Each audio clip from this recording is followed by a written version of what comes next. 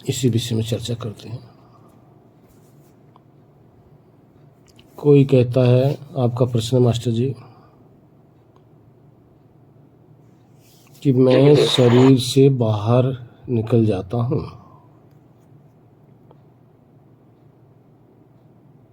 अब इस पे चर्चा करें। आपकी ये जो शरीर है,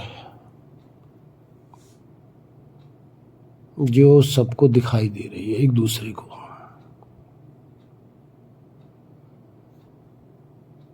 जो आप लोग अन्न खा रहे हो ना, इससे बन रही है, ये इससे निर्मित हो रही है, साथ साथ जनरेट भी हो रही है, ऑपरेट भी हो रही है, और साथ ही साथ डिस्ट्रॉय भी हो रही है। जो अन्न डालते हो, इसमें जल डालते हो, दूध डालते हो, फल में व मिष्टान जो भी आप डालते हो, इसके अंदर सेल्स बनते रहते हैं, और पुराने सेल्स जो हैं वो डिस्ट्रॉय होते रहते हैं। कोई भी चीज़ आप खा लोगे, उसके सेल्स ज़्यादा से ज़्यादा 15 दिन तक आपके शरीर में रहते हैं, जो सेल्स बन गए हैं आपके खाए और पिए हुए से। अब कैसा चीज़ है उस पे निर्भर करता है, कोई 10 दिन में, कोई हफ्ते में, कोई 15 दिन के अंदर वो सेल्स जो पुराने होते हैं वो डिस्ट्रॉय हो जाते हैं। तो इसी को आप स्थूल शरीर कहते हो। ये अन्न से ही बनती है, इसीलिए इसका नाम रखा गया अन्नमय कोश, अर्थात अन्न से बना हुआ भाग।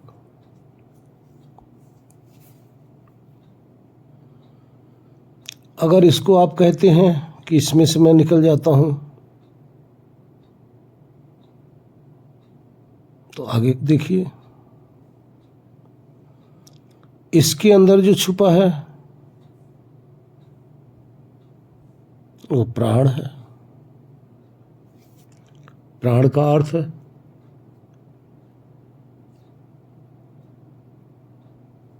5 ज्ञानेंद्रिय भी आ गई, 5 कर्मेंद्रिय आ गई। ये प्राण से ही पोषित होती है। आपकी वो जो शरीर थी स्थूल, उससे पोषित हुई, यानी उससे बन रही है। और आपकी ये ज्ञानेंद्रिय कर्मेंद्रिय प्राण से पोषित हो रही है। प्राण क्या है?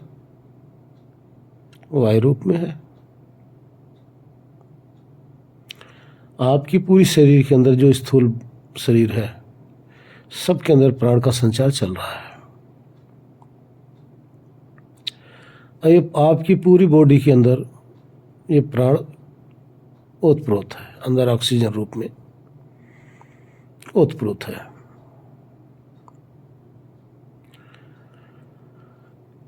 अब आप भी ये नहीं है, आप ये भी नहीं हो, आप वो भी नहीं हो। ना अन्न से बने आप हो, ना जल से बने हो, ना फल फ्रूट से बने हो। वो तो आपकी शरीर बनी है ना। और जो आपकी ये कर्मेंद्रिय, ज्ञानेंद्रिय जो पोषित हो रही है, प्राण से पोषित हो रही हैं।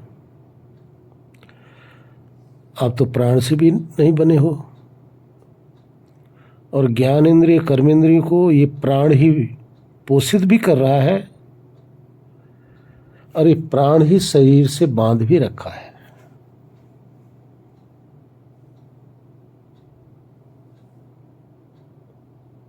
आगे देखिए,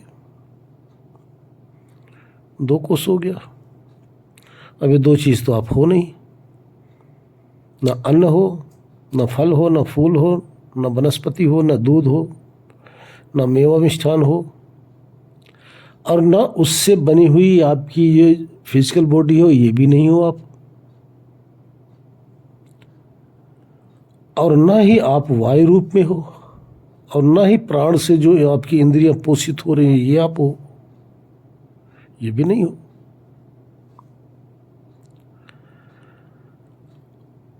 अब ये जो आपका मन है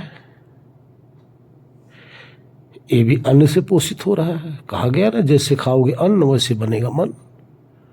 इसका अर्थ ये नहीं है, इसका अर्थ यहाँ ये है कि जैसे आपकी विचारधारा होगी, जैसे आपकी प्रवृत्ति होगी, वैसे मन के अंदर विचार करोगे प्रवृत्ति के अनुसार। ये भी नहीं आप बुद्धि जो ज्ञान कराती है, ज्ञान करती नहीं है, यहां गौर कर लेना, ज्ञान करती नहीं, आपको बताती है कि फला चीज है एज पर गाइड। किसकी? आत्मा की। ये आपकी गाइड है, आपको बताती रहती है। आगे अहंकार, ईगो, जिस कारण से आपके अंदर आकर्षण शुरू होता है। अब ये सब चीज तो हो नहीं, लेकिन संग तो इन्हीं के लगे हो।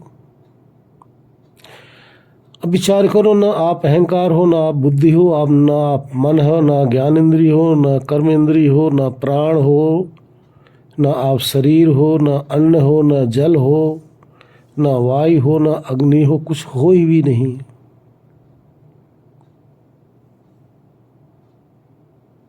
तो आप बताइए, शरीर में कैसे आपको कौन कैद कर सकता है? कैसे इसमें छिप गए आप? आप एक ऐसी सत्ता हो जिसके अंदर आप घुल नहीं सकते, आप दूसरे के अंदर, आपके अंदर ये मिश्रित हो नहीं सकता। आप चेतन, ये जड़ है। आप सजीव, ये निर्जीव। दोनों का क्या मेल? मेल है ही नहीं, किसी भी प्रकार से दोनों का मेल हो ही नहीं सकता। लेकिन आगे देखिए, आपके अंदर एक ऐसी एक खुराफात है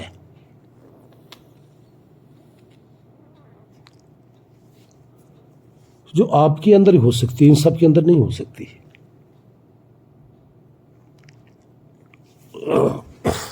वो खुराफात क्या है? इनको भोगने की चाहत, ये खुराफात आपके अंदर है। और जो भोगने की चाहत आपके पास आ गई, आप ज्ञान स्वरूप हैं तभी तो चाहत है। लेकिन ये आप इनको देखकर, इनके सुनकर, इनके संग लग कर, इनके नजदीक जाकर, इनका अनुभव करके आपके अंदर एक प्रवृत्ति प्रकट हो गई। बस वो आपको इससे बांध देता है, अन्यथा आपको बांधने की किसी में कोई शक्ति ही नहीं है, कोई ताकत नहीं है। ध्यान रखो, ईश्वर भी आपको बांध नहीं सकते, यहां गौर कर लेना, क्योंकि आप स्वतंत्र हो। आपको ईश्वर परतंत्र नहीं कर सकते।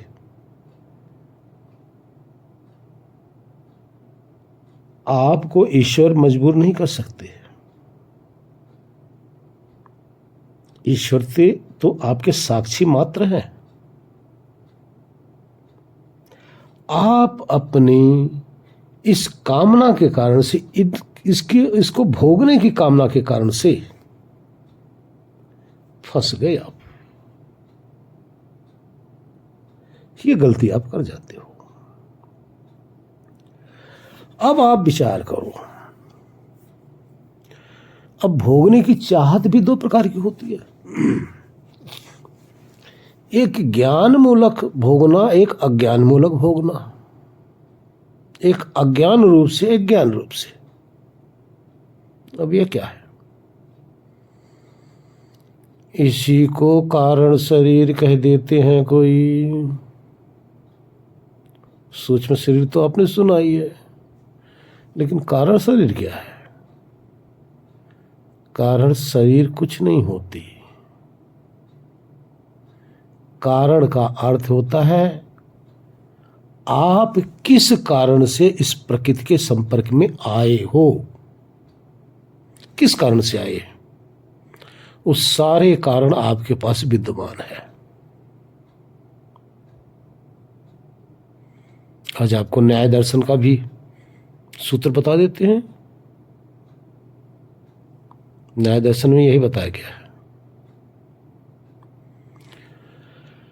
आप कि अंदर जो एक प्रवृत्ति अंदर है, आसक्ति इनके प्रति है, वो आसक्ति कैसे है? आप संसार में जीने की आसक्ति है या संसार को भोगने की आसक्ति है? अगर संसार में रहकर अपने जीवन यापन की अगर आपके अंदर प्रवृत्ति है तो ये बंधन ही नहीं है, ये बंधन नहीं है। ये तो शरीर के लिए आपने आवश्यक समझा।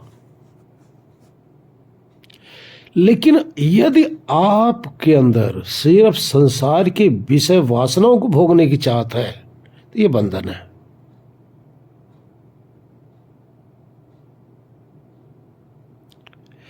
ये समस्त जितनी भी चैन है,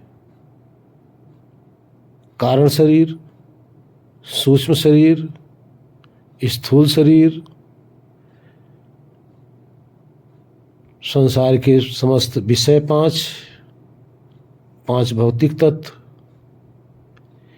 इन सबसे अगर आपने अलग होना है तो आपने इसके मूल को अर्थात जड़ को काटना पड़ेगा। न्याय दर्शन में बताया गया है कि यदि आप किसी वृक्ष को काटना चाह रहे हो तो क्या पत्ते पत्ते तोड़ते जाओगे? पत्ते तोड़ते जाओगे, नए आते रहेंगे। डाल काटोगे फिर भी नए अंकुर हो जाएंगे। न्याय दर्शन में बताया है जिसकी जैसी प्रवृत्ति होती है, प्रवृत्ति किसकी? चेतन की, वैसा ही उसके अंदर चाहत पैदा होती है। जैसा जिसके अंदर चाहत होती है वैसा ही उससे कर्म होता है। जैसा जिसका कर्म होता है वैसा ही उसका फल होता है। अब ये फल दुख और सुख रूप में रहता है। अब इसी फल को भोगने के लिए इस देह की आवश्यकता पड़ती है, इसलिए देह हमारे को मिलती है। जो सुख और दुख संसार के भौतिक तत्वों की, विषयों की भोगने की जो कामना है, वो सुख और दुख भोगने के लिए हमें शरीर चाहिए। अगर सुख की कामना करोगे तो दुख उसके पीछे लगा ही रहेगा, दुख जा नहीं सकता। क्योंकि जहां सुख है उसके पीछे दुख झांक रहा है। सुख के तलाश में ही हम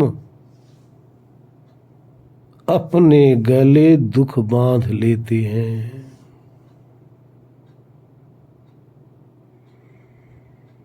अब न्याय दर्शन क्या कहता है? अगर इन सब सुख दुख से बचना चाहते हो तो इस सुख और दुख का कारण क्या है? आपकी शरीर। शरीर से आपका संबंध हटना चाहिए। और शरीर मिलने का कारण क्या है? आपके कर्म। और कर्म से बचने का क्या कारण होना चाहिए? कि आपकी विचारधारा। अब विचारधारा को खत्म करने के लिए क्या करना पड़ेगा? अपनी जो प्रवृत्ति है उसको शुद्ध करनी पड़ेगी। प्रवृत्ति को बदल दो, सब अपने आप चैन खत्म हो जाएगी। तो प्रवृत्ति क्या है? ज्ञान। अज्ञान को हटा दो, ज्ञान में स्थिर हो जाओ। ज्ञान में स्थिर होते अज्ञान भाग गया, अज्ञान आ ही नहीं सकता। विचार आप करते हो अज्ञान के थ्रू, संसार की भोगने की चाहत रखते हो अज्ञान के थ्रू। जितने भी संसार में आपका बंधन होता है सब अज्ञान के थ्रू होता है। योग दर्शन कहता है इस अज्ञान को काट दो। एग्जाम्पल दिया, आप पत्ते पत्ते को तोड़कर उस वृक्ष को आप उसका नाश नहीं कर सकते। आप उसकी जड़ में क्यों नहीं चोट मारते हो? एक एक जड़ को उसके काट दो, एक एक जड़, और वो वृक्ष धराशायी हो जाएगा और दोबारा उसके अंदर अंकुर नहीं फूटेगा। और क्या बताते हैं? ज्ञान रूपी कुल्हाड़ी से आत्मा के अंदर जो अज्ञान रूपी ये जड़ पनप रही है ना, जिसको कारण कहा जाता है, जिसको कारण शरीर भी कह लेते हैं, ये जो अज्ञान रूपी जड़ अंकुरित हो रही है, इस अज्ञान को काट दो आप। अज्ञान के काटते ही, अज्ञान समाप्त होते ही आपकी प्रवृत्ति जो है बदल जाएगी, आपकी सोच ही बदल जाएगी। संसार के प्रति जो आसक्ति है ये समाप्त हो जाएगी। संसार के प्रति आसक्ति समाप्त होते ही इसको पाने के लिए जो कर्म कर रहे हो ये कर्म ही समाप्त हो जाएगा। जब कर्म ही समाप्त हो जाएगा तो ये सुख दुख रूपी फल कहां से मिलेगा? अब दुख सुख रूपी जब फल रहेगा ही नहीं तो उसको भोगने के लिए शरीर ही कैसे क्यों मिलेगी? फिर तो शरीर मिलेगी नहीं। इसलिए अज्ञान रूपी जड़ को खत्म करो। वहीं से आपका पूरा का पूरा ये वट वृक्ष तैयार हो रहा है संसार के लिए। अभी किसके अधीन है? जो चेतन है उसके अधीन है। और चेतन के अधीन क्यों है? क्योंकि चेतन के अंदर ही इन सब के प्रति प्रवृत्ति अर्थात आसक्ति अर्थात चाहत अर्थात भोग की अभिलाषा, इसके अंदर कामना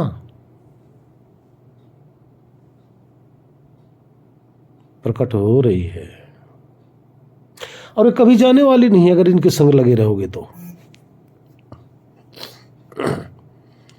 अगर आप कीचड़ में लौटते रहो, सोचो कि कीचड़ भी का भी दाग छूट जाएगा, नहीं छूट सकता भाई, और लगेगा। इसलिए भोग विलास की कामना करते रहोगे, इसमें और डूबते जाओगे, फंसते जाओगे इस दलदल के अंदर। पीछे देखो, आत्मा शुद्ध है, अब ज्ञान कैसे आएगा उसमें? कैसे आएगा ज्ञान? ज्ञान का कुल्हाड़ा मारना पड़ेगा अज्ञान के जड़ का सत्यानाश करने के लिए। अज्ञान रूपी जो वृक्ष हमारा पूरा का पूरा संसार जो हमारे से सामने प्रकट हो रहा है, ये पूरा वृक्ष है और हमारे द्वारा ही प्रकट हो रहा है। हमने ही ये सब पाल पोस कर बड़ा किया है।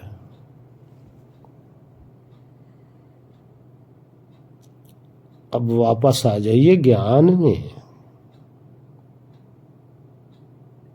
ज्ञान में वापस आ जाइए। जो शक्ति हो आप, जैसे भी हो आप, जहां भी हो आप, इसकी खोज में लग जाओ। संसार नहीं खोया, आप खोए हो संसार में, मोह में, माया में, राग में, द्वेष में, ईर्ष्या में, क्लेश में आप खोए हो। कहां? इस दलदल के अंदर। इस दलदल से अपने आप को निकाल लो। जो अपना शुद्ध स्वरूप है, जिसमें मैल नाम की कोई चीज है ही नहीं, जिसके अंदर अशुद्धता है ही नहीं, जिसके अंदर भोग है ही नहीं, जिसके अंदर क्लेश है ही नहीं, जिसके अंदर रोग है ही नहीं, जो चमक रहा है अपने ही प्रकाश से, जो प्रकाशित हो रहा है, जिसको कोई प्रकाशित करने वाला नहीं है, जो स्वतंत्र है, जिसकी चमक कभी फीकी पड़ती ही नहीं,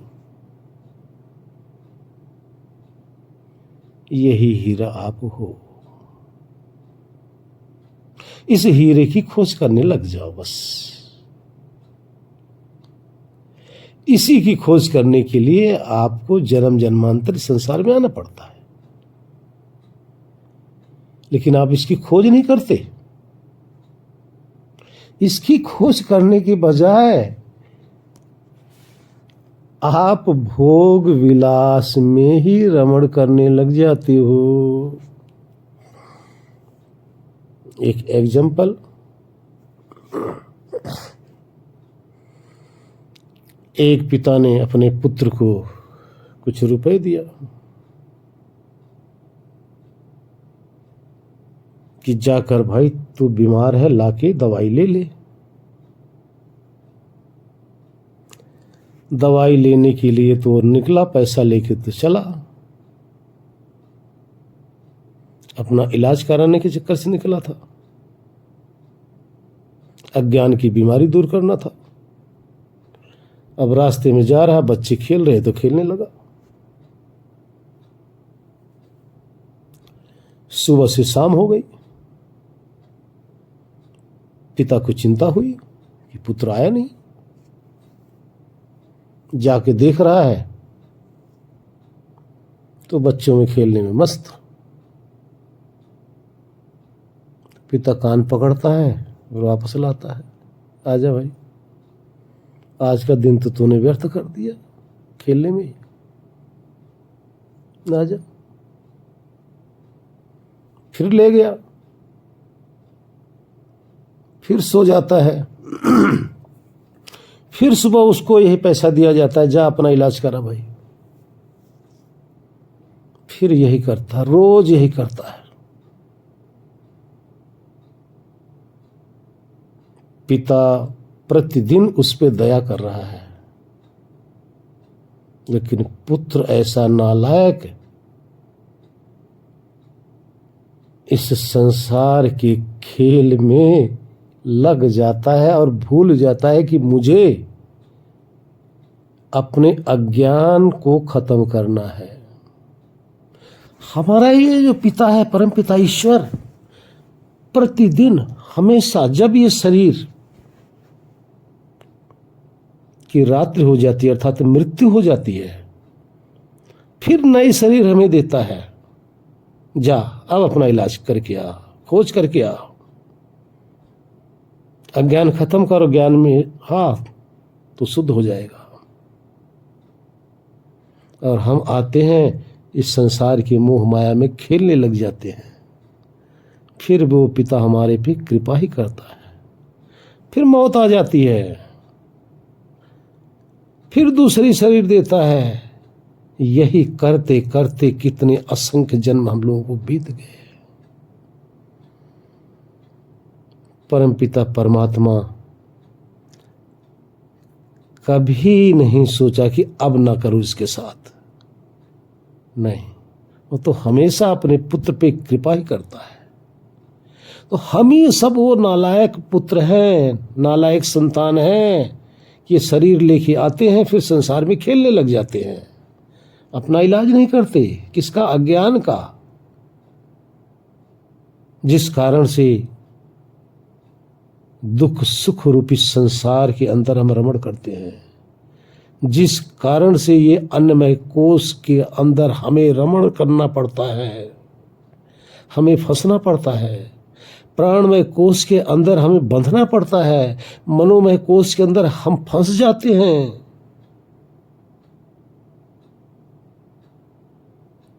परमात्मा कृपा ही करता रहता है, बार बार हमें आपको जन्म देता रहता है, बार बार चांस देता रहता है, मौका देता रहता है। उसका एक कारण और भी है भाई, एक कारण और भी है, यहां सुन लो कि जब हम आते हैं, जब हम संसार में आते हैं तो हमारा एक ही होता है, हमारा स्वामी, हमारा सर्वस्व एक ही होता है, जो जगत पिता परम पिता परमात्मा ही हमारे होते हैं। वही तो अंदर का मेरा साथ देते रहते हैं। माँ के गर्भ के अंदर कोई नहीं जाता भाई, लेकिन वो अंदर साथ देते रहते हैं, वही एक थे। जैसे हम यहां बाहर निकलते हैं गर्भ से, सर्वप्रथम हमारा साथी बनने की कोशिश करती है माँ, तो उस इक्के के आगे लगा देते हैं जीरो, कि मैं भी तो हूं। कुछ समय के बाद पिता भी एक जीरो लगा देता है कि मैं भी तो हूं। बच्चों में खेलने गए, बच्चे भी जीरो लगा दिए, मैं भी हूं, 1000 हो गए, 1 से 10 हुए, 10 से 100 हुए, 100 से 1000 हुए। स्कूल कॉलेज में पढ़ने गए, उन गुरुओं ने भी लगा दिया जीरो, 1000 से लाख, 10,000 हो गए। इसी तरह से संसार में रमण करते चले जाते हैं और सब अपना अपना जीरो लगाते चले जाते हैं। बताओ कितने के संग हम फंस गए। और सब ध्यान रखना, ये सारे हमें फंसाने वाले होते हैं, बचाने वाला कोई नहीं होता। एक समय आता है, परमात्मा देखता रहता है कि बताओ कितना बंधन बांध लिए। हमने तो एक भेजा था, 10 हुआ, 10 का 100 हुआ, 100 का 10,000 हुआ, 1000 हुआ, 1000 का 10,000 हुआ, 10,000 का लाख हुआ, लाख का बढ़ते चले जा रहे हैं। एक समय आता है, परम पिता परमात्मा अपना इक्का लेके चल देता है। इक्का, क्योंकि इक्का ही तो भेजा था वो, सिर्फ एक को अपना लेके चल दिया। सारे के सारे जीरो धरे के धरे रह गए, रह गए कि नहीं? सारे जीरो जितने ने अपना अपना जीरो लगा के हीरो बन रहे थे यहां, कि मैं भी तेरा, तू भी मेरा, मैं तेरा, सारे जीरो यहीं के यहीं रह गए। और जो इक्का नाम का जो हीरो था वो परमात्मा लेके चले गए। यहां कहने का तात्पर्य है समय ज़्यादा हो रहा है इसलिए बहुत विस्तार से नहीं कर पाऊंगा। इसलिए अज्ञान को खत्म करने के लिए ज्ञान की आवश्यकता पड़ेगी। जब आप समाधि में या ध्यान में जाकर बैठते हो वहां अपना शुद्ध आपा दिखाई देता है, लेकिन बंधन आपको नहीं दिखाई दे रहा है। बंधन तो पीछे पड़ा हुआ है। जब वहां से चलते हो सारा बंधन आपका इंतजार कर रहा है, फिर आप इसी में बंधे रहते हो। क्योंकि स्थूल से सूक्ष्म, सूक्ष्म से सूक्ष्म अति सूक्ष्म, उससे भी अति सूक्ष्म, इस तरह से आप अंदर चले जाते रहते हो और आपको इतने सूक्ष्म का ज्ञान नहीं रहता। इसीलिए कहते हो कि मैं शरीर से बाहर निकल गया।